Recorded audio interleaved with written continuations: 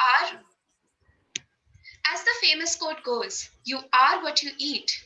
The food we consume nurtures trillions of body cells and plays an important role in our physical, psychic, and spiritual development. It encompasses the mind, body, and soul connection. Our speaker for today, Ms. Garima Koyal, is a well known dietitian, nutritionist, and diabetes educator from Ludhiana, Punjab. She helps people to improve their eating habits and behaviors to build a healthy lifestyle through training and exercise.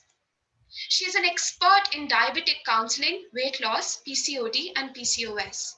She is also a qualified professional who has gained several valuable degrees from PAU Ludhiana and Monash University, Australia. She has also obtained training at renowned institutions like DMCH, CMC Ludhiana, and Medanta, the Medicity Gurgaon. With a huge fan following on social media, her work is immensely popular among people who wish to remain fit and healthy. She has also written numerous articles and was published in newspapers and portals. Her journey is defined by her excellence and enthusiasm to guide her clients to become healthy, both mentally and physically. With this undying passion to help people, she is an inspiration to many young professionals. It's a pleasure to have you here, ma'am. Over to you, ma'am. Thank you for the warm welcome and introduction. Welcome, Garima. Thank you so much, ma'am, for giving me an opportunity to speak for all of you. So starting with today's session, the topic is diet for mind, body, and soul. The topic is, why do you need diet for mind, body, and soul? Because generally what we all think is we need food only for our body. Just to have energy and to do various tasks to maintain our physique and all. But according to World Health Organization, health is defined as state of physical, mental, and social well-being, and not merely the absence of any disease or infirmity. A healthy person compromises of three things: the physical body that we see, the second is what happens here in mind, the mental health being, and third is social well-being, is how we interact with others and what is our social life. So therefore diet should focus on holistic approach including mind, body, and soul for improved health and well-being of a person.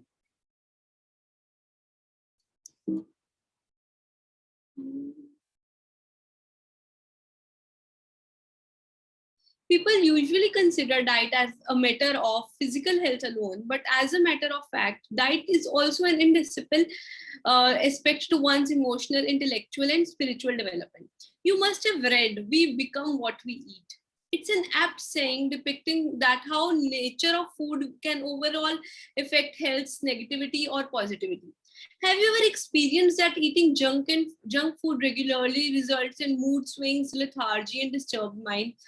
How many of you have experienced this, that when you generally crave for junk foods, or when you have mood swings, especially when you are going to get your periods, or when you have a fight with your friends, or you have an argument with your mother?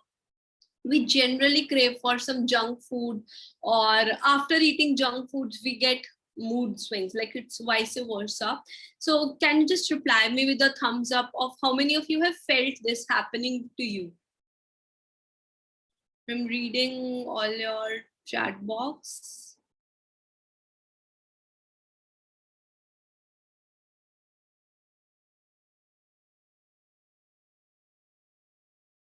Four of the participants have raised hands. A lot of them are putting thumbs up. So, this is a very common thing and it happens with all of us. You are not alone. It even happens with me. So continuing. Also, have you experienced gut feeling and butterflies in your stomach while waiting or working for something important even? It is because of connection between gut and brain. Personally, when I am in stress, I don't feel hungry or I get loose motions. So whatever is happening in my mind is affecting my gut. So this is also a two-way connection. Whatever you eat affects your mind as well. The nutrition for mind, body, and soul is indispensable and interrelated. If we are stressed, digestive system also gets affected. The state of stress, neurotransmitters of brain also affect the gut health and digestion ability, and vice versa. So what should be the diet for mind, body, and soul? The key to holistic nutrition is eating natural foods, unprocessed whole grains, fruits, and vegetables whenever possible. I always say, don't eat anything that comes from a box, uh, anything that is packed. I'll just give you one example. You buy an organic apple and store it in your refrigerator. The apple will start having some kida makoda, and it will start degrading within 2 days, even if it is refrigerated. And you buy a canned apple or a apple that has a coating of wax on it, and you put it in refrigerator, it would be there for like 1 or 2 months and nothing is going to happen. Why this? Why there is so much increase in shelf life of the same apple with some preservatives? The preservatives which are added to food now, they have a major role in causing whatever problems we have these days.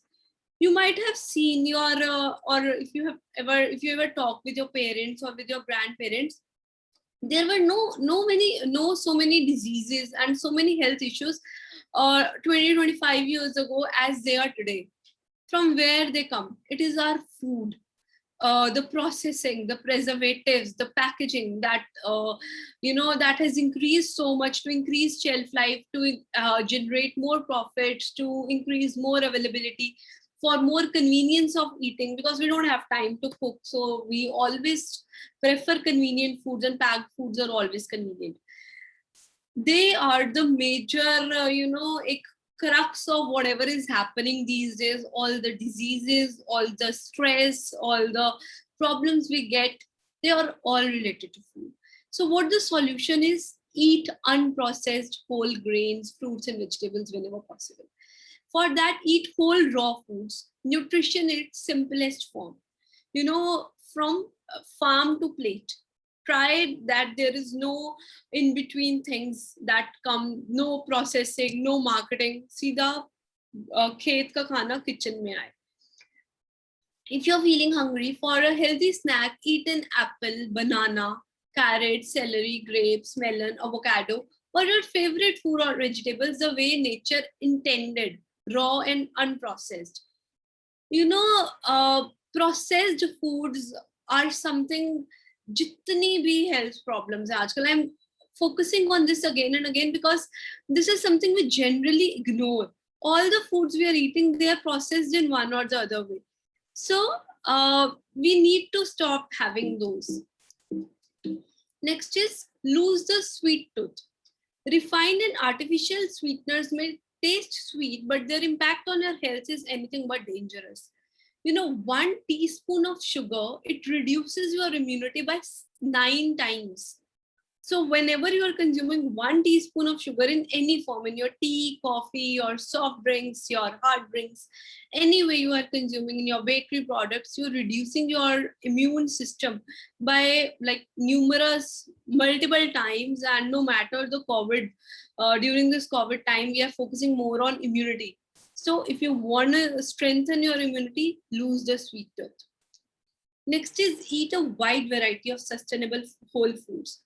No single food can provide all vitamins and minerals you need to thrive in your body, mind, and soul. You must eat a wide variety of whole foods every day to ensure your nutritional needs.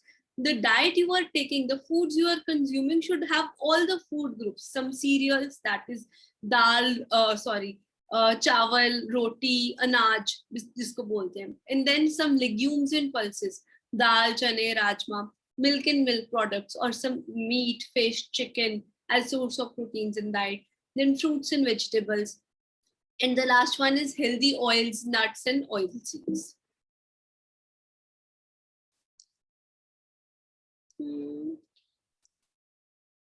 Drink your water.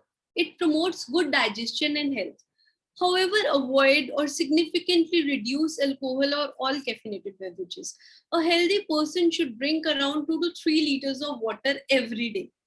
If you can't drink normal water, now this is our trick of for our clients to drink more water. We generally give them infused water. And infused water is really very easy to make. What you need is a glass bottle, a glass jar, add 1 liter of water in it, and make a combination of like 2 to 3 things. You can add one fruit and a spice. Like for example, you can add some strawberries and add some mint leaves and some amount of cinnamon. Let it infuse for 2 to 3 hours, and you drink it in the next 5 to 6 hours. One, you'll drink your water, you'll enjoy it. Second, you'll get some benefits of infused water. So make sure that you each drink 2 to 3 liters of water every day. Next is reduce your sodium intake. Sodium is one of the key factors in developing hypertension or high blood pressure. Although ideal daily sodium consumption is between 1500 to 2300 milligrams, most people eat much more than they should.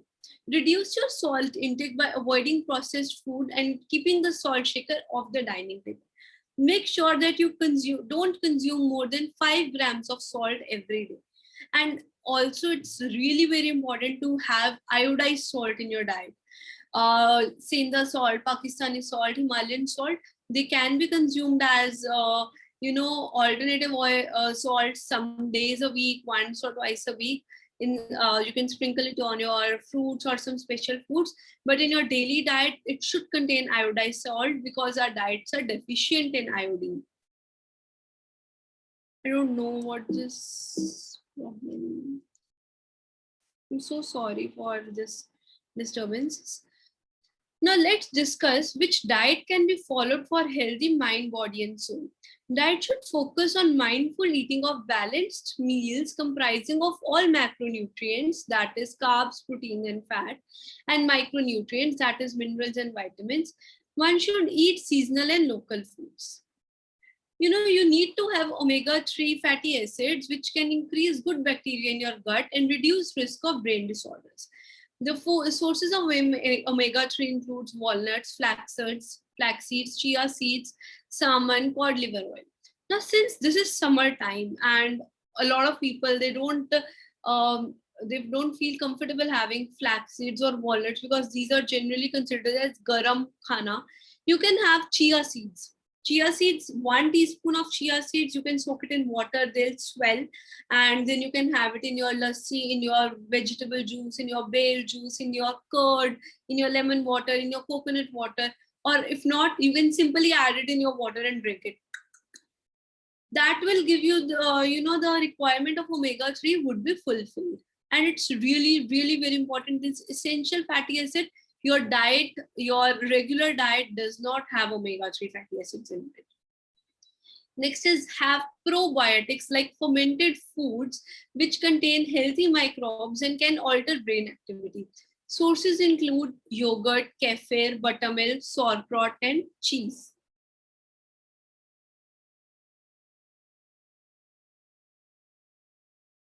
Next is eat high fiber foods which contain probiotic fibers that are good for your gut bacteria and can reduce stress hormones as well. Sources include whole grains, nuts, seeds, fruits, and vegetables. Eat polyphenol-rich foods which contain polyphenol that increase healthy gut bacteria and may improve cognition. Sources include cocoa, green tea, olive oil, coffee, etc. Buy local produce that's grown locally and not only looks and tastes better, but is also more nutritious. Next is tryptophan-rich foods. Tryptophan is an amino acid which is converted into neurotransmitter, that is serotonin, which is healthy hormone and is essential for relieving stress. You can add it in your diet in form of turkey, eggs, and if you are a vegetarian, you can add it in form of cheese. Eat less processed foods. I have explained to it earlier. Limit salt and sugar intake. Higher consumption can affect cognitive skills and lead to lifestyle diseases like diabetes and blood pressure, respectively. Salt and sugar, these are like modern apsarai. Earlier, when there were devtas and all, they used to do meditations trying to impress their gods for some vardhan. at that time ना there used to come अप्सराएं और उनका ध्यान भंग करती थी ताकि वो उनकी तरफ अट्रैक्ट हो जाएं and they get or they lose their original path. Nowadays in this modern era, salt and sugar, these are modern apsarai. They will these are the only things that impact your health and body to such an extent, it causes a lot of diseases.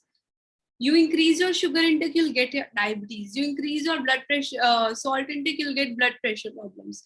And these diseases are I'll say house or a startup of in all other problems. You get diabetes, you invite so many other problems: diabetes, nephropathy, diabetic foot, diabetes, they affect your nerves, they affect your eyes, so many problems with single disease. And from where that disease is coming? Sugar intake. So this is all related with the diet. So make sure in modern apsarao se you maintain your distance. Next is drink plenty of water. Water is essential to life and your body needs it to function properly. All organs and tissues depend on water and it plays various roles in body like transporting nutrients, thermoregulation, lubricates your body, and also acts as shock absorber. Now, what is the effect of healthy diet on your lifestyle? Nutritious, healthy diet is paramount importance for overall good health and wellness, particularly as we age. Although eating a healthy diet that includes plenty of fruits, vegetables, and whole grains is essential for preventing a wide variety of illness and diseases, good nutrition has an impact on nearly every aspect of your life. The first one is increased energy and alertness. Food is fuel, and nutritious food fuels your body system and increases your energy level. A well-balanced diet optimizes brain function, increasing your alertness and improving memory and processing. Next is healthy weight. Maintaining a healthy weight is essential for preventing disease and keeping your bones and joints in good condition.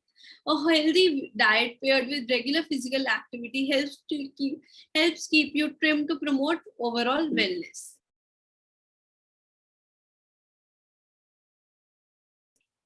Next is better digestion. Consuming whole grains, fruits, and vegetables ensures you are getting enough fiber and it promotes overall good digestion. A nutritious diet should also include plenty of water. I have explained it earlier. A happier mood. Healthy food goes a long way forward improving your overall mood. Foods high in fat and sugar leave you feeling sluggish and can impact your sense of well-being. Your brain doesn't operate optimally without the right fuel, and good nutrition has major impact on brain function, affecting your mood and emotional wellness. Making small changes for big results. Making small but meaningful changes in your diet leads to healthier eating habits as a long-term lifestyle choice. Drink more water, buy more whole foods, fruits, vegetables, and fewer processed items. Most of all, stay mindful of what you're putting in your body and make healthy choices wherever you can.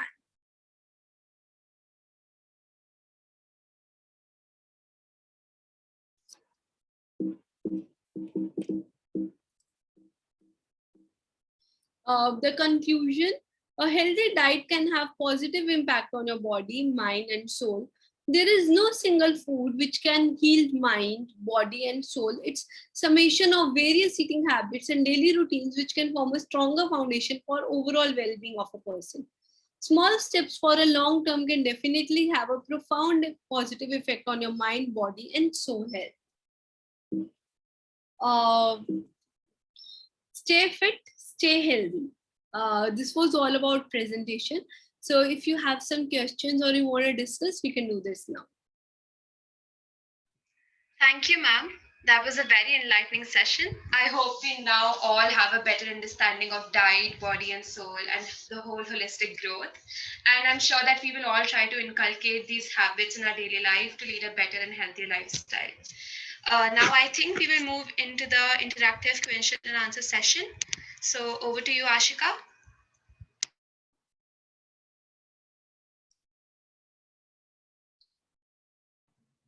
Hello, everyone.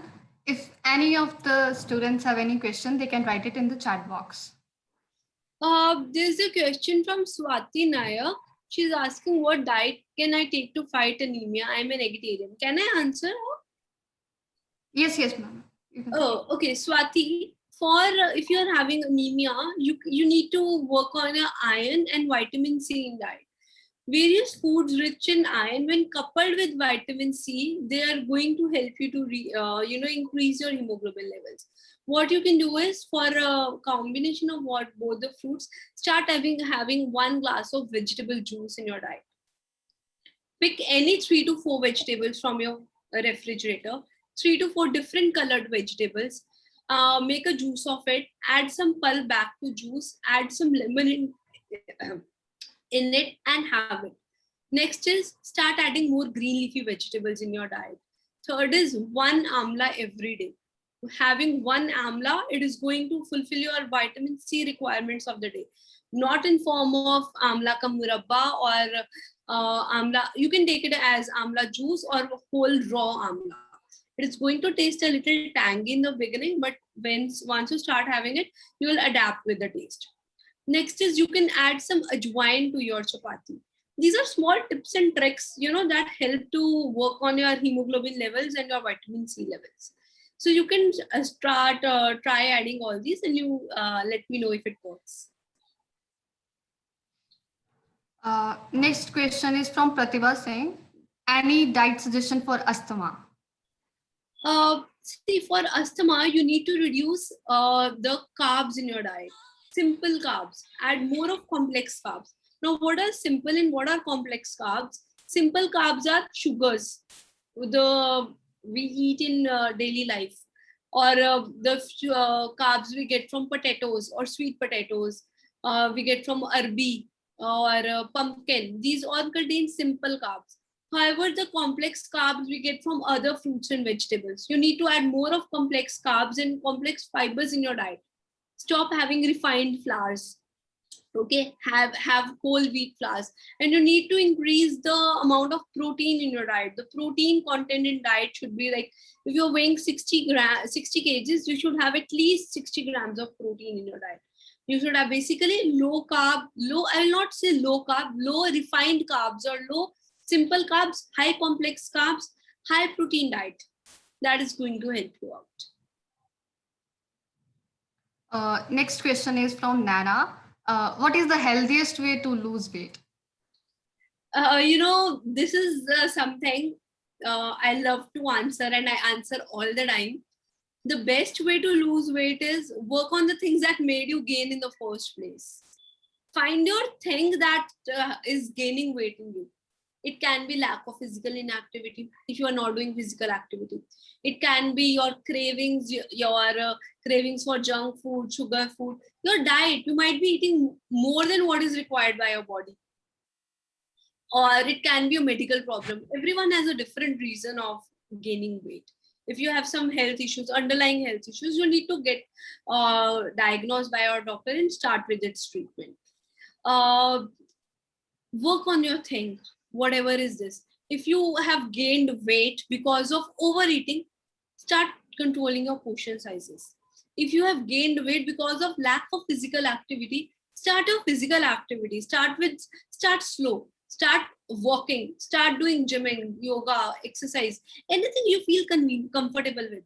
Not just for losing weight, just because you have to shed few kgs. No, it should be your lifestyle. You should start living that way. Only then that is going to help you. I hope I answer your question.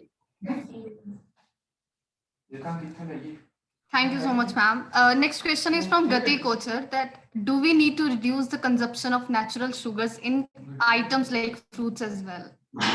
I could not hear you. Can you please pardon? Yes, ma'am. I am repeating the question, that do we need to reduce the consumption of natural sugars also? No. Yes, if you have any health issues, for a healthy adult, for Indians basically, it is recommended to have around 500 to 600 grams of fruits and vegetables every day. Aadha kilo fruits and vegetables combined. So you can have 1 to 2 servings of fruits every day. Excess of everything is bad, yes. But if you are normal, you don't have any health conditions, you can have 2 to 300 grams of different fruits every day. There's no harm in having it. Okay, ma'am. The next question is from Aditi Gupta, that what changes should we have in our diet if we have PCOS? PCOS. See, PCOS may I personally ask all my clients to stop having milk, because milk is also a hormone, and I am not a very big fan of cow's milk or buffalo's milk or dairy, because I believe a lot of problems are there because of dairy itself. The milk we are getting nowadays is not pure. It is not the ones our ancestors used to have. I read a paper in that it was written. It was a report by World Health Organization in 2018. I don't remember the exact values, but it was around the production of milk in India was around 25 million tons. 25 million tons. I don't remember the exact values. I'm just giving example ke saath. And while the consumption of milk was around 85 million tons. So from where that 65 million tons is coming? It's all processing, it's all marketing, it's all injections, it's all hormones. Cows are fed with, they are given injections and hormones to produce more milk. And when we drink that milk, we get all these health issues. PCOS, PCOD, endometriosis, all like there are so many diseases. Girls are getting early menarche. Earlier girls used to get periods by the time they used to reach 11, 12. Nowadays, 4th, 5th class girls are getting periods. So all these hormonal imbalances, I feel that milk is culprit here, and I have read a lot of studies who claim this thing that milk should not be consumed. So for PCOS, one, completely skip a big no to dairy in diet, not in any form. No milk, no yogurt, no paneer, no lassi, no milk. You can shift to natural or some other substitutes. You can have almond milk, walnut milk. You can have cashew butter yogurt, or you can have coconut yogurt. There are a lot of substitutes you can fix to. No, one is no milk, no refined products, no maida, no, not even bread. Bread is also maida. No sugars, not in any form. Not even sweeteners, because they also cause hormonal imbalance. Next is adding some seeds in your diet. You can simply see there's a thing called seed cycling. On day 1 to 14 of your periods, you have 2 seeds, that is pumpkin seeds and flax seeds. And after your mid-cycle, you change the seeds, you start having sesame seeds and sunflower seeds. So these seeds, they help to regulate hormones in your body. So you can even try this. PCOS is a lifestyle disorder, and instead of taking oral contraceptives only, try adding more of anti-inflammatory foods in your diet, and try working in your diet and start doing physical activities. There are some exercises, there are some yoga asanas that really help to manage PCOS. So you can start with them. Thank you, ma'am. Next question is from Mahima Bhardwaj, that ma'am, please suggest diet for hyperthyroid and high blood pressure. Okay, see, for hyperthyroid, there are certain foods that you need to avoid in diet. Before avoiding, check the salt you are consuming. I told it in the session also. A lot of people, they have misconceptions these days that they should be consuming pink salt, puro salt, Himalayan salt.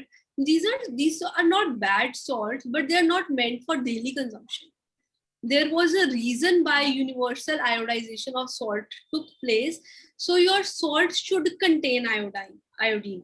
So only consume iodized salt in your diet. It can be Tata ka orange packet, Patanjali oil, any brand you choose, but your salt should be iodized first. Second thing is you need to avoid raw millets. There is a certain way to add millets in your diet. So don't consume millets blindly. Then third is soya. Soya has to be taken with precaution. It should be cooked, properly before having it, and no raw soya, no soya milk. There are certain foods that you need to avoid. And for hypertension, the first one is salt. वही modern अप्सराएं आ गई ना फिर से, salt sugar हर जगह इन्हीं का role आता है. तो salt, you need to reduce amount of salt in your diet. Next is for high blood pressure. There's a thing called DASH diet that focuses, that says you need to consume around 600 to 700 grams of fruits and vegetables every day. High fiber foods, you need to increase fiber in your diet. Salt कम करो, fiber बढ़ाओ, protein बढ़ाओ. Have more of lean sources of protein, high biological value protein in your diet. That is going to help you to manage with hypertension. Salt is the main culprit. Salt and packed products. Anything that comes from packet bun. All achar, chutney, papad, sauces, the bread, bakery products, your alcohol, your cheeses, subways, sandwiches, coffees, a big no. ये सब बंद करो. You'll get free from hypertension. Next question is from Harshita. Any diet to prevent hair loss? See, there are many questions regarding hair. Hair loss, you need to see what is the cause of your hair loss. Is it because of nutritional deficiencies? First one. For that, you can do self-assessment, or you can go to a dermatologist or to your medical doctor. For you can get a certain blood work tested. You can get your vitamin D, vitamin B12, normal CBC done, and find out if all your hemoglobin, vitamin D levels are normal or not. Because if there is some deficiencies, micronutrient or macronutrient deficiencies, hair fall is a symptom. Okay, so you need to check on that. Then if that's the case, you need supplementation in your diet. Supplementation of B vitamins or D vitamins, or some special, there are some medicines, some special medicines that help to relieve, cure hair fall. That is for nutritional deficiencies. Next is it because of your diet is healthy or not? Are you consuming, are you dieting basically? Are you eating less than what is required by your body? If yes, then definitely you're going to have hair fall. Next, third thing is, you need to see if your hair fall is seasonal. Now, I get seasonal hair fall. It's not related to diet. When the monsoon comes, when there's rainy season, I lose a lot of hair. That July, August, these 2 months, I lose a lot of hair. But then I start with my supplement. I start with some hair oils, and it is managed.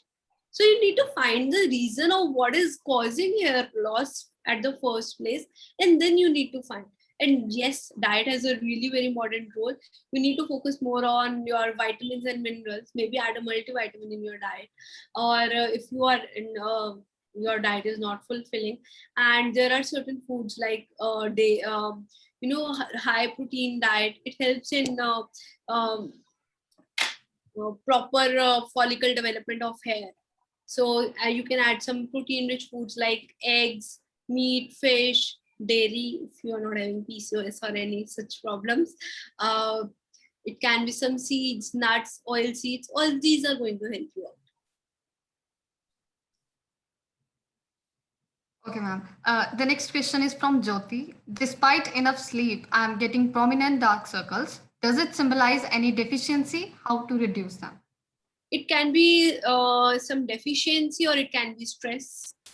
You might be under a lot of stress. That also causes a lot of dark circles. So you need to check, yes, and it can be deficiency. You need to get screening for that.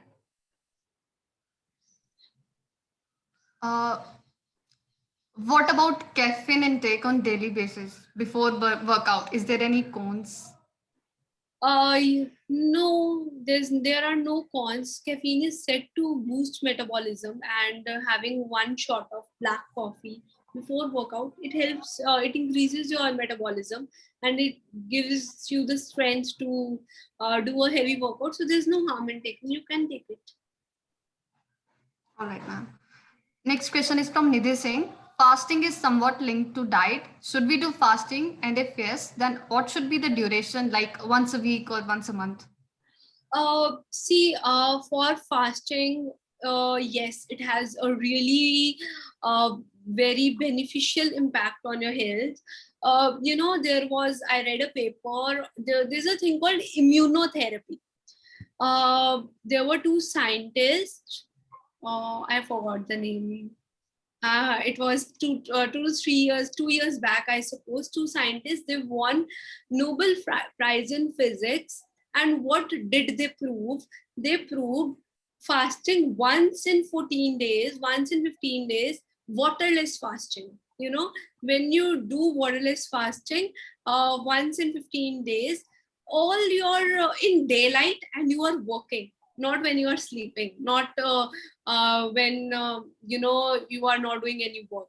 Under the sun, you do waterless fasting for like 8 to 10 hours. All the cells in your body, they regenerate. And even the cells that they cause cancer, this is a cure for cancer, they all are killed. All the cancer cells, even if they are at very initial state of developing, they get killed. So fasting is really very important. And they even diluted the results. They said ki even if you are not able to fast for so long, for full day or waterless fasting, if you fast 10 to 50 after every 14, like once in a fortnight, if you fast for 8 to 10 hours but waterless fasting, that is really going to have a very positive impact on your system. And this is something, now if we relating with today's session, this is what our Hindu dharam has already have. We have Ekadashi ka vrat. Ekadashi is basically waterless fasting, and it comes after every 15 days. Our Hindu dharam, not the Hindu dharam, like our the days and the spirituality, they all cover all these aspects. So yes, fasting has very important. You can just Google it out, immunotherapy Nobel Prize winners, and you can read out the whole paper on it. There are a lot of papers. They were Nobel Prize winners in, I think, 2017 or 18. Dr. Olson, I forgot the name of the doctors. I have even uploaded a IGTV of this on my Instagram. I'll share it in the stories today. You can see it. I'll share it. Sure, ma'am. Next question is from Shubha. What changes shall we include in our diet for PCOD? See, PCOD and PCOS, they are not same, but the treatment, it is almost the same. Again, PCOD is polycystic ovarian distress. So you might be getting some cysts or some fibroids in your ovaries, and it could be your periods might not be regular. And again, it's also a lifestyle disorder. So all those things what I said for PCOS plus physical activity, that is ultimately going to relieve you from PCOS, PCOD. Next question is, what is the right amount of time to wait after eating before practicing yoga asanas? See, there are certain foods that you can have immediately before asanas, like some fruit, basically, or it can be some walnuts or almonds. Just like if you're getting up early in the morning and want to do your session, so you can have a fruit or some nuts and start with your session right away. But if you had your lunch at 2 o'clock and you want to do yoga, you have to keep a gap of at least 1 hour. 1.5 hour yoga or meditation. It is always recommended, and it's always better if you do it empty stomach. So wait for 1 to 1.5 hour, and after that you can do your session. Next question is, if we don't eat food in night, is it harmful for us or not? Are you eating regular or a balanced diet throughout the day? A balanced diet is breakfast, lunch, dinner, and 2 mid meals, mid morning and evening. It's not healthy. Dinner is really, really very important. Ma'am, next question is, I am suffering from jaundice from last 5 months and still it is not completely cured. And I feel weakness in my body a lot of times. So what should I add in my diet to boost my energy and immunity? So you're suffering from jaundice from last 5 months? Yeah, this is what Like, what? Who has asked this question? it's from Apple. Apple to everyone. Last 5 months is not completely cured, and this is I can't recommend like Apple. Yes, please tell me what are your SGOT, SGPT levels. I would need this is I need to see the complete case and only then recommend you something. I can't simply see why your jaundice is not getting cured from last 5 months. What all medicines you are taking? I might even need to talk to your doctor before recommending you anything. Okay, ma'am. A question from Anaga, ma'am, is having butter and ghee good for body? Yes, it's really very important. Your diet should contain combination of both oils and ghee. Yes, the amount of ghee and butter should be less than what is of the oils, but it should contain ghee and oil. It's really important. It's good. Yes. Apple is saying my bilirubin level reached 45. Reached 45. What it is now? What your doctors are saying? Pura case dikhao aise. I can't recommend anything. I need to study your case before telling you any recommendation.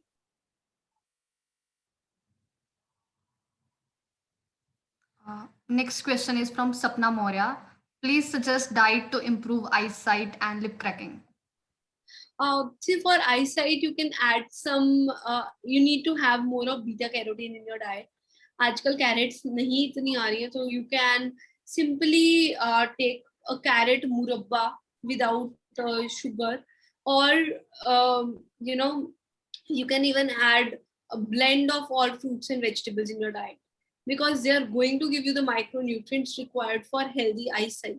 Even potato is good. It also has good amount of beta carotene. Now that is also good. You can have one boiled potato every day.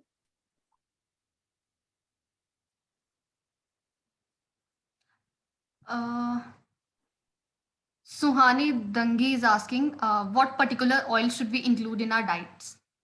See, a balanced diet should have blend of oils. We generally keep on consuming one oil. Say, for example, I bought a bottle of canola and my family is going to have that canola bottle for like years. They'll not change that oil. एक बारी वो आ गया, उसी को लेते रहेंगे. No, that's a big no. You need to change your oil. There's a thing called oil rotation. Every oil has different fatty acid composition, and to have all those fatty acids in your diet, you need to change your oil. You can have canola oil, you can have rice bran oil, you can have groundnut oil, peanut oil, sunflower oil, safflower oil, olive oil, not heated one in for your cold cooking. Blend of oils. What you can do is there are 2 to 3 ways how you can add it in your diet. Either buy a small packing of oil and buy 2-3 packings.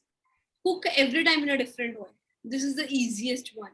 Or what you can do is every time you go for grocery shopping for oil purchasing, buy a different bottle every time.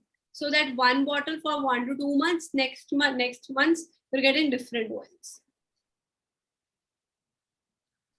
Next question is, can you suggest a diet for women above 40 who's having weak bones and cholesterol? See, above 40, if you have, it's very common for women to have joint pains and weak bones, yes. And cholesterol bhi agar high ho raha hai, then again, you have to get your complete blood work done so that we can have a crystal clear picture of what is happening inside your body. Next is supplementation is really, really important. You will have to start with some supplements, because a lone diet cannot always meet the requirements. A supplement recommended by your doctor, your general practitioner, your dietitian should be added in your diet. And for cholesterol, reduce salt, reduce fatty foods, check the amount and type of oil you are consuming in your diet. Have more of fiber in your diet. Fiber means resha. It comes from whole grain cereals. You can add some isabgol in your diet, add plenty of fruits and vegetables in your diet. Okay? Ma'am, Nidhi Singh is asking that please suggest something for hypothyroidism. I've already answered this question. Okay. Any more questions?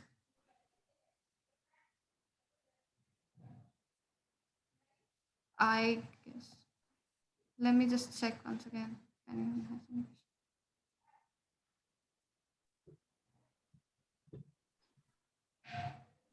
We can take just 2 more questions. Some people are asking how to reduce their fatigue and drowsiness during these times. Start meditations. And along with that, what else can they add in their diet? Diet का तो अभी इतना बताया है, पिछले 1 घंटे से वही तो बता रही हूँ. Just for removing the drowsiness, like a lot of people are asking for that. The drowsiness and these days locking up in our rooms and staying home all the time, this affects hair because our body is not used to it. So meditation, it's a small thing. It seems very easier. बहुत आसान लगता है कि हाँ ठीक है meditation कर लो हो जाएगा सब कुछ. करो तो पता चलेगा. You'll feel the difference. And by doing 1 to 2 times, you're not going to feel any change. You have to do it continuously. Do it for like 1 month regularly and then come talk to me. Are you feeling drowsiness and that letharginess? No, you will not feel. Because when we don't have anything to do and we are just in one place or whatever, our mind it deviates. We get thoughts, we dive into our past memories, or we start traveling to future. We're not in the present. We stop living in the present.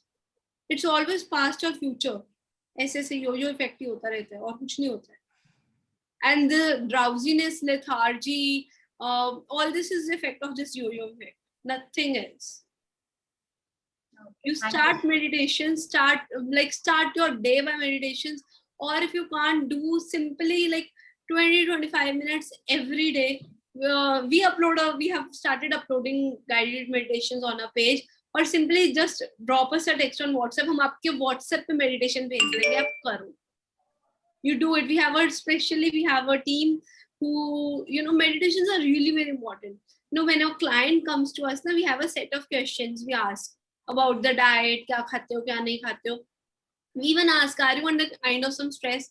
And we also ask, do you want us to send you free meditations every day? So that you do it. It's important. Diet is not everything. See, the diet we eat for body, my meditation is for this, and it's really very important. This is exactly what this course is for inculcating yoga and meditation in their daily lives. I'm so sorry, everyone. We cannot take the rest of the questions. We're short on time. With this, Ashika, please take over. Thank you, everyone, for being with us today. I extend my heartfelt gratitude to our principal, ma'am, Dr. Vijayalakshmi Nanda, to give us an opportunity to conduct such an event. I also thank our guest, Ms. Garima Goel, who spared time from her busy schedule to grace the occasion. Your thoughts have enlightened our minds and have shown us a new path. Thank you so much, ma'am, for such a wonderful session. I thank the conveners, Dr. Rekha Kumari, NSS Program Officer, and Dr. Archana Khushwaha, Caretaker Officer, MHNCC, for supporting us throughout. An event like this cannot happen overnight. The wheels start rolling with hard work and dedication. We are fortunate enough to be backed by a team of very enthusiastic and dedicated volunteers who have never failed to put in the efforts, thus being the backbone of the event. In the end, I thank all the students who joined us today in the session for their patience and for being such an enthusiastic and interactive audience. So that's all for today. Meet you all tomorrow at 12 noon. Thank you, everyone.